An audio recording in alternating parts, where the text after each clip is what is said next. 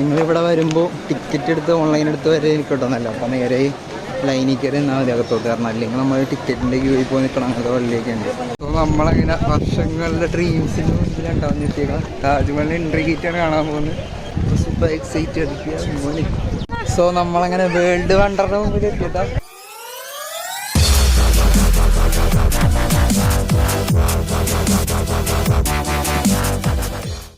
Hello friends, അപ്പോൾ നമ്മുടെ പുതിയൊരു വീഡിയോയിലേക്ക് എല്ലാവർക്കും സ്വാഗതം. അപ്പോൾ ഇന്ന് രണ്ടാമത്തെ ദിവസം കേട്ടോ ആഗ്രയിൽ. സോ നമ്മളപ്പോൾ ഇന്ന് ലോക്കർ റൂമിലൊക്കെ കൊണ്ട് ബാഗൊക്കെ വെച്ചിട്ടാണ് സേഫാക്കി. ലോക്കർ റൂമിൻ്റെ ചാർജ് വെച്ചാൽ 15 രൂപയാണ്. എക്സ്ട്രാ കുറച്ച് ലഗേജ് കൂടുതലുണ്ടെങ്കിൽ അവർ 500 ഫിക്സഡ് ആയിട്ട് വാങ്ങുന്ന പരിപാടിയുണ്ട്.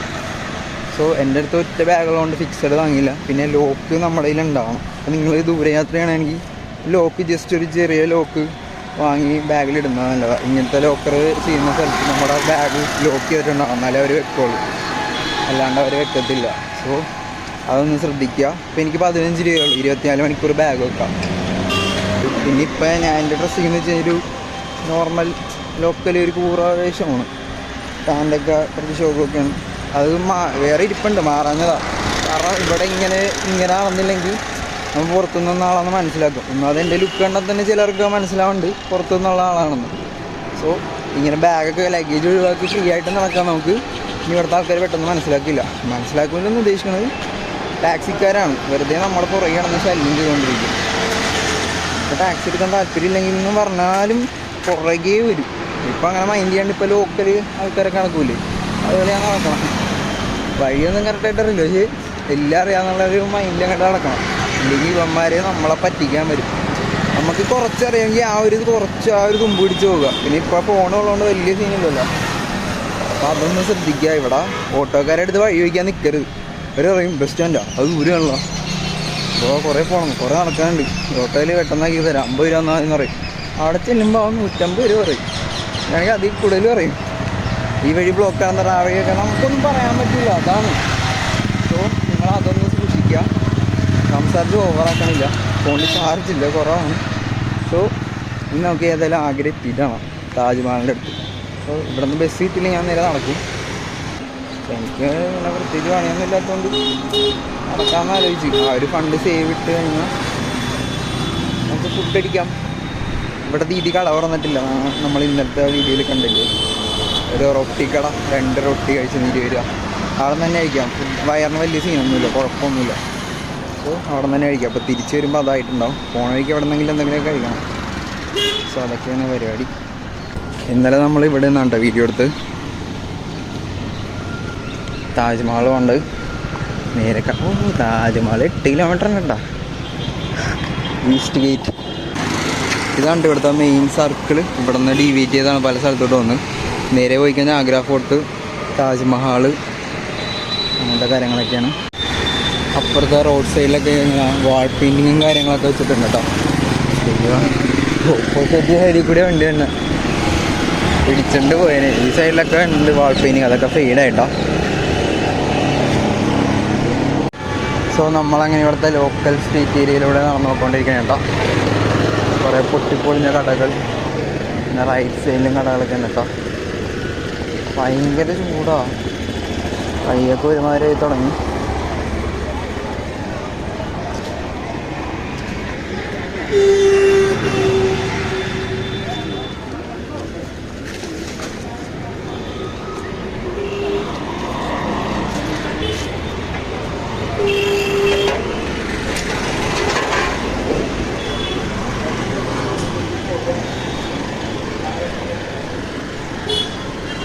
സോ നമ്മളങ്ങനെ താജ്മഹൽ കാണാനായിട്ട് നടന്നുകൊണ്ടിരിക്കുകയാണ്. അതിൻ്റെ എൻട്രിയിലൂടെ കയറി ഇനി നമ്മൾ നേരെ ടിക്കറ്റ് എടുക്കണം.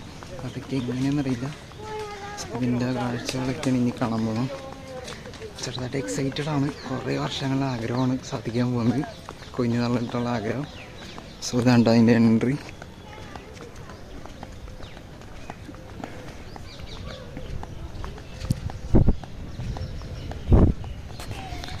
കുറേ ഇങ്ങനെ നടക്കാനുണ്ട്. നമ്മൾ നേരെ യമുന നദിയുടെ തീരത്തോട്ടാണ് പോകുന്നത്. അവിടെയാണുള്ള താജ്മഹൽ സ്ഥിതി ചെയ്യുന്നത്. സോ അതിൻ്റെ കാഴ്ചകളൊക്കെ കാണാൻ പറ്റും എന്ന പ്രതീക്ഷയിൽ നാം മുന്നോട്ട് പോകുന്നു.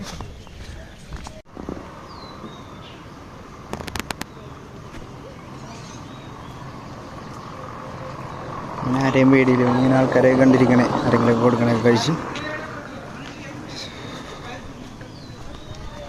നിങ്ങളിവിടെ വരുമ്പോൾ ടിക്കറ്റ് എടുത്ത് ഓൺലൈൻ എടുത്ത് വരെ കിട്ടുന്നല്ലോ. അപ്പോൾ നേരെ ലൈനിൽ കയറി എന്നാൽ മതി അകത്തോട്ട്. കാരണം അല്ലെങ്കിൽ നമ്മൾ ടിക്കറ്റിൻ്റെ ക്യൂവിൽ പോയി നിൽക്കണം, അങ്ങനത്തെ വഴിയൊക്കെ ഉണ്ട്. സോ നമുക്കിവിടെ ഓൺലൈൻ ടിക്കറ്റ് എടുക്കാൻ പറ്റും. QR കോഡ് ഉണ്ട്, ഞാൻ നോക്കട്ടെ കേട്ടോ.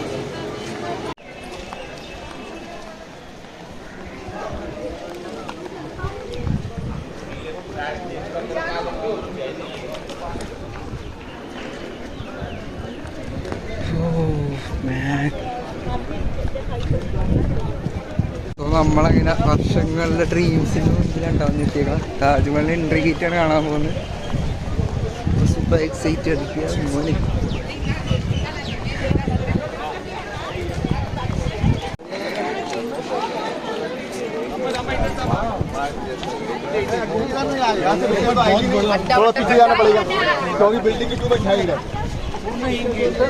മോനെ നമ്മളങ്ങനെ കയറുകയാണ്. അയ്യോ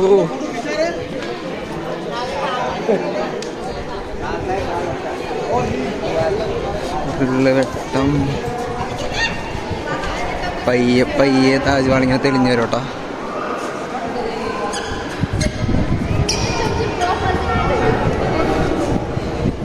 വന്നു വന്നു.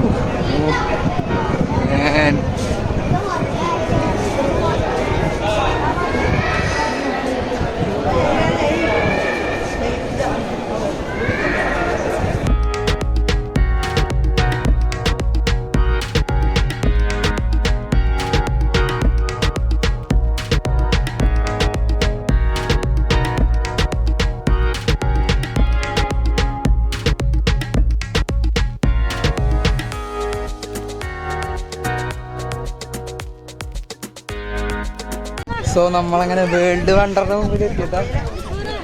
7 അത്ഭുതങ്ങളിൽ ഒന്ന് നമ്മുടെ ഇന്ത്യയിലാണ്.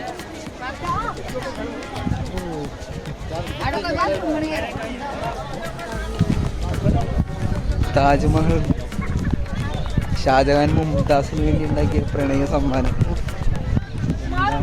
ഇതിൻ്റെ അകത്താണ് മുംതാസിൻ്റെ ശവകുടീരമുള്ളത്, തോം ഉള്ളത്.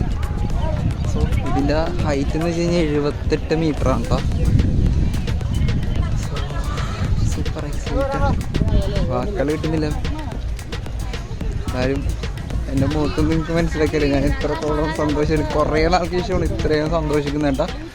കാരണം എവിടെ എത്തി, കുറേ നേരത്തെ ഡ്രീമാണ്.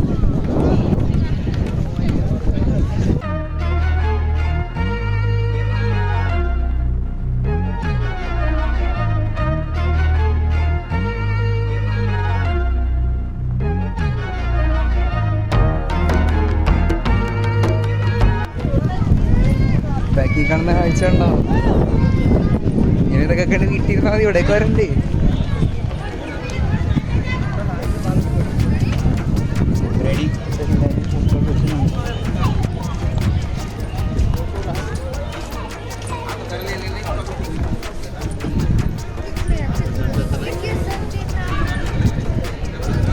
മക്കൻ ഖാൻ എന്ന് പറഞ്ഞൊരു സ്ഥലമുണ്ട്. ഇതെന്താന്ന് പ്രോപ്പറായിട്ട് എനിക്കൊരു ഐഡിയ ഇല്ല. ഇവിടെ ഒന്നും ഇംഗ്ലീഷിലൊന്നും എഴുതി വെച്ചിട്ടില്ല, ഹിന്ദിയിൽ എഴുതി വെച്ചിട്ടൊന്നുമില്ല. ബോർഡിട്ടാ വായിച്ചു പറയാൻ അറിയുള്ളൂ എനിക്ക്. അതിനെക്കുറിച്ച് സ്റ്റഡി ചെയ്യും.